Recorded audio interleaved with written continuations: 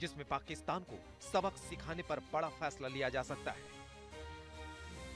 हम लोगों में जो आक्रोश है, वो आक्रोश पूरी दुनिया में है।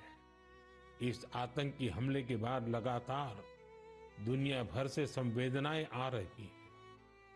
मुझे भी ग्लोबल लीडर्स ने फोन किए हैं, पत्र लिखे हैं, संदेश भेजे हैं। इस जघन्य तरीके से किए गए आतंकी हमले की सबने कठोर निंदा की है।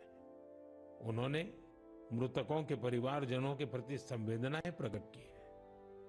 पूरा विश्व आतंकवाद के खिलाफ हमारी लड़ाई में 140 करोड़ भारतीयों के साथ खड़ा है।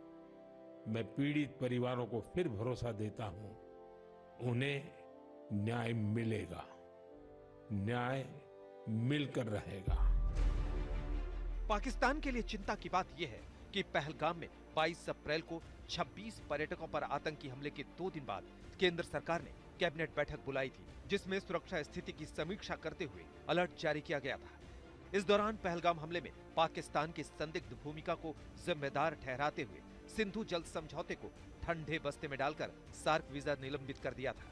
यही नहीं, भारत ने पाकिस्तान के साथ अपने राजनयिक रिश्तों को भी सीमित कर पाकिस्तानियों को उनके देश लौटने को कहा था। तो पाकिस्तान को भारत अपने इस फैसले से पहले ही अधमरा कर चुका है।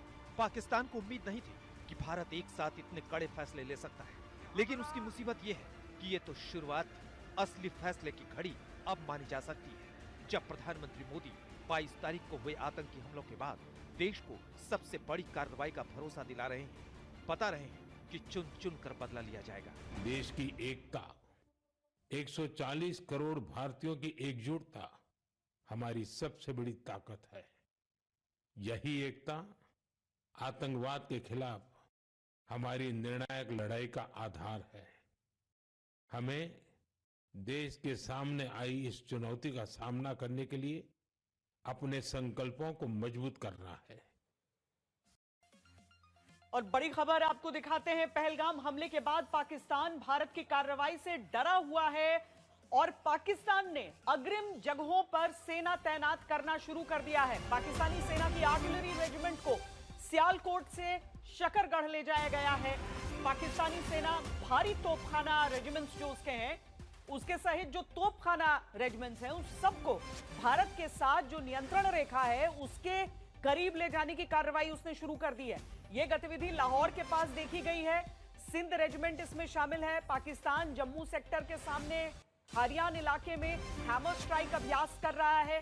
पाकिस्तानी सेना ने भारत से लगी सीमा पर तोपें तैनात कर दी हैं। ऐसी भी खबरें आई हैं कि फ्रंटियर फोर्स समेत पाकिस्तानी सेना की टुकड़ियां भारत पाकिस्तान सीमा समेत कई जगहों पर तैनात कर दी गई हैं।